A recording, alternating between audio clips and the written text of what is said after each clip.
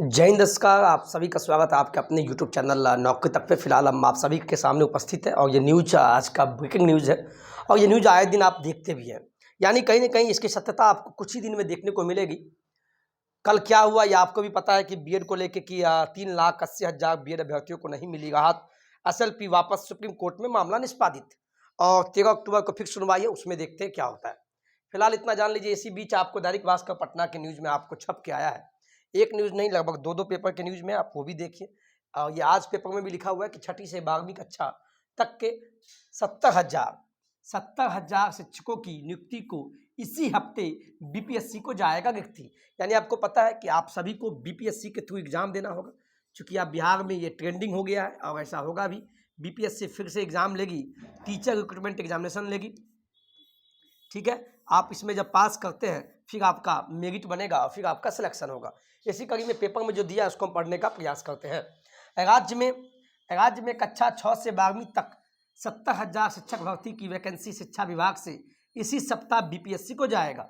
यानी बीपीएससी आयोग को जाएगा, वो अपना एग्जाम के थ्रू मेरिट बना के फिर शिक्षा विभाग को भेजेगा और आपकी बहाली होगी। नई नियमावली के तहत दूसरे चरण में शिक्षकों की भर्ती के लिए इसी माह वैकेंसी भी जारी होगी। यानी क्या ये अभी 2.0 जो सुनते होंगे 2.0, यानी फर्स्ट फेज का तो एग्जाम हो गया है, अब सेकंड फेज होगा, दूसरा चरण होगा। माना जा रहा है कि एक पखवाड़ा के अंदर ही शिक्षक भर्ती की वैकेंसी बीपीएससी से जारी हो जाएगी। जिलों से, चूंकि 38 जिला, सभी जिलों में से मांगा गया आरक्षण, यानी कितना सीट खाली है बताइए। जिलों से आरक्षण रोस्टर के हिसाब से मिली रिक्ति को शिक्षा विभाग एक साथ कंपाइल कर रहा है। कोटिवार और विषयवार रिक्ति की गणना कर बीपीएससी को शिक्षा विभाग सामान्य प्रशासन विभाग के माध्यम से भेज देगा। शिक्षा विभाग के अपर मुख्य सचिव के पाठक ने पिछले सप्ताह इसी मामले की समीक्षा कर रिक्ति फाइनल कर बीपीएससी को भेजने का निर्देश दिया था। जिलों से रोस्टर क्लियर होने में देरी मामले पर अपर मुख्य सचिव ने डीएम से सहित विभाग अधिकारियों के साथ बात भी की। रिक्ति मामलों में बीपीएससी से वैकेंसी जारी हो जाएगी। पिछले बार की तरह ही अभ्यर्थियों को विभिन्न तरह के आवश्यक प्रमाण पत्र बनाने के लिए आयोग समय देगा। यानी आपको आवासीय जाति आय, एनसीएल, ईडब्ल्यूएस जो बनाना है उसके लिए समय मिलेगा, बना लीजिएगा। आवेदन पत्र भरने के लिए लगभग 1 माह का अभ्यर्थियों को समय दिया जाएगा। आवेदन मिलते ही बीपीएससी परीक्षा आयोजन की तैयारी शुरू कर देगा। यानी आपको समय बहुत ही कम मिलेगा। इसी चीज़ को आगे पढ़ते हैं, इसमें और भी क्लियर है। ये दैनिक भास्कर का पेपर है, इसमें भी देखिए कहीं ना कहीं बात तो मिल रहा है। और आपको रिजल्ट भी आज से, बीपीएससी जो एग्जाम हुआ था उसका रिजल्ट 1 से 2-3 दिन में आपको रिजल्ट आ जाएगा। चूंकि 15 से आपको नियुक्ति पत्र दिया जाएगा, पहले 11वीं 12वीं, फिर 9वीं से 10वीं का। कल भी मैंने न्यूज़ बताया था, ये पेपर का न्यूज़ हम फिर बोल रहे हैं। इसमें भी कुछ बोलने वाले आएंगे हमारे जो हमें देखना नहीं चाहते हैं, सर आप क्यों बनाए वीडियो, तो उनको मैं जवाब देना चाहूँगा, ये मेरी बनाई हुई न्यूज़ नहीं है, ये पेपर का न्यूज़ है। अब पेपर की सत्यता तो ये भविष्य में पता चलेगा, लेकिन न्यूज़ तो सभी बनाते हैं, तो मेरा भी काम है हमें चाहने वाले को ये पहुँचाए। इसीलिए 70,000 शिक्षकों की जो रिक्ति इसी सप्ताह में जो आएगी, 15 दिन में आएगी वैकेंसी।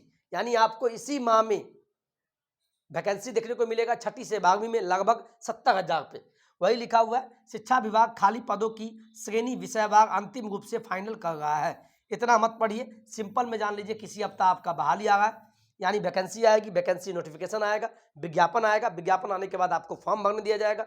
फॉर्म भरने में 1 महीना का समय रहेगा, इसके बाद जल्द ही एग्जाम ले लेगा। यही बात यहाँ लिखा है। परीक्षा की तैयारी के लिए नहीं मिल सकेगा अधिक समय, साफ शब्दों में लिखा हुआ है। यानी आपको बहुत कम समय में ही तैयारी करने का मौका मिलेगा और जल्दी से आप एग्जाम दीजिए, फिर एग्जाम होगा, फिर बहाली हो जाएगा। चूंकि इलेक्शन की मांग ऐसा है, 24 और फिर 25, एक साथ दो इलेक्शन आपके सामने होगा।